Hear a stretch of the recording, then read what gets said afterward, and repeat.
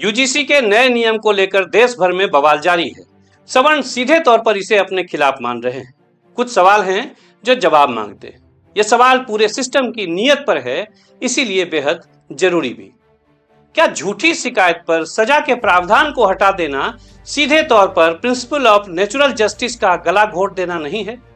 अगर किसी आरोप की जांच से पहले ही आरोपी को दोषी मान लिया जाए तो क्या वह संस्थान शिक्षा का मंदिर बना रहेगा या मुकदमों का अखाड़ा? क्या हर कॉलेज में बनने वाली इक्विटी कमेटी एक समानांतर सत्ता केंद्र नहीं बन जाएगी, जहां वीसी और प्रोफेसर सिर्फ एक रबर स्टाम्प बनकर रह जाएंगे? नमस्कार, मैं हूं राजेश रंजन और आप देख रहे हैं द न्यूज स्कैन। क्या आप सो रहे हैं या फिर टीवी के उस शोर में मगन हैं जो आपको मंदिर, मस्जिद, हिंदुत्व और राष्ट्रवाद की घूंटी पिलाते हुए उलझाए हुए है और आपके पैरों के नीचे की जमीन को खोद रहा है? सवाल सीधा है, क्या इस देश में मेरिट अब सिर्फ एक गाली बनकर रह गई है? क्या साहब ने तय कर लिया है कि जो सवर्ण समाज उनका कोर वोटर है, अब उसी समाज को बलि का बकरा बना देने का वक्त आ गया है? आज यूजीसी रेगुलेशन 2026 का पोस्टमार्टम करेंगे। सवाल यह कि यह समानता लाने का कानून है या सवर्णों को संदेह का पात्र बनाने की एक साजिश है। सुनिए, इस नियम की सबसे खतरनाक बात क्या है। यूजीसी ने नए नियम से झूठी शिकायत यानी फॉल्स कंप्लेंट पर सजा मिलने वाले क्लाउज को ही उड़ा दिया है। क्यों? क्या सरकार चाहती है कैंपस में अब केवल आरोपों की राजनीति हो? क्या यह सीधे तौर पर एक पक्षीय बात नहीं है? आखिर यूजीसी के इस कदम पर संदेह और आपत्ति क्यों नहीं होनी चाहिए? कल्पना कीजिए, एक सवर्ण प्रोफेसर एक छात्र को अनुशासन सिखाता है या कम नंबर देता है। अगले दिन उन पर भेदभाव का आरोप लग जाता है। अब उन प्रोफेसर साहब के पास अपनी बेगुनाही साबित करने का कोई रास्ता नहीं है, क्योंकि आरोप लगाने वाले को पता है कि अगर उसका आरोप झूठा भी निकला तो उसका कुछ नहीं बिगड़ेगा। क्या यह न्याय के सिद्धांत की सरेआम हत्या नहीं है? अब संस्थानों में पढ़ाई होगी या सिर्फ शिकायत खेला जाएगा? यह कानून सुरक्षा कम और सवर्णों के खिलाफ एक लीगल वेपन ज्यादा नजर आता है, इसीलिए इस पर आपत्ति है, इसका विरोध है। साहब का गणित साफ है। 2026 की जनगणना आने वाली है। जो पार्टी कभी जाति शब्द से परहेज करती थी, आज वो जातीय जनगणना का झंडा लेकर आगे खड़ी है। जानते हैं क्यों?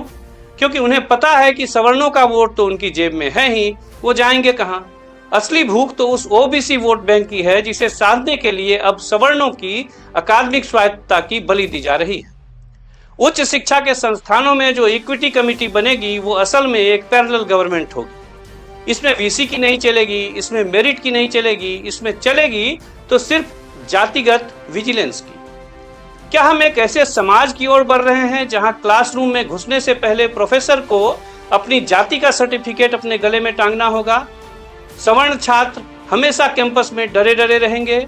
सवर्ण समाज का विरोध पिछड़ों के हक के खिलाफ नहीं है, इसे समझना जरूरी है। विरोध उस एकतरफा व्यवस्था के खिलाफ है जहां आरोपी को पहले ही दिन से दोषी मान लिया जाएगा। दबाव की वजह से कॉलेज प्रशासन अपनी मान्यता और फंडिंग बचाने के चक्कर में सवर्णों पर कार्रवाई करने के लिए बाध्य होगा। दबाव का यह तंत्र क्या न्याय कर सकेगा?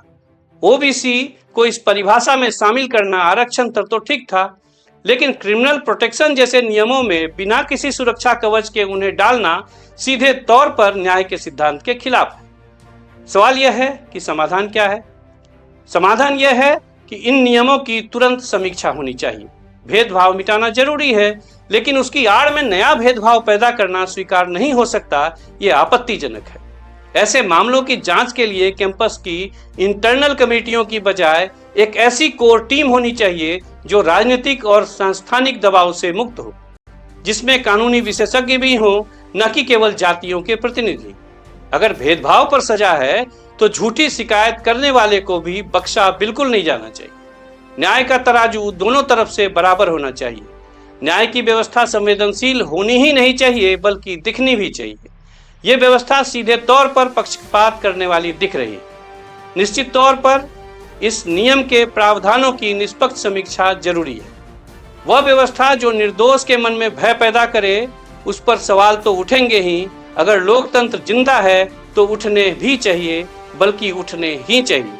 नमस्कार, मैं हूं राजेश रंजन और आप देख रहे थे द न्यूज स्कैन। अगर आपको लगता है कि यहाँ आपके मुद्दों की बात होती है तो हमारे चैनल को लाइक और सब्सक्राइब जरूर कर लें। जल्द मिलते हैं एक और जरूरी मुद्दों के साथ। धन्यवाद।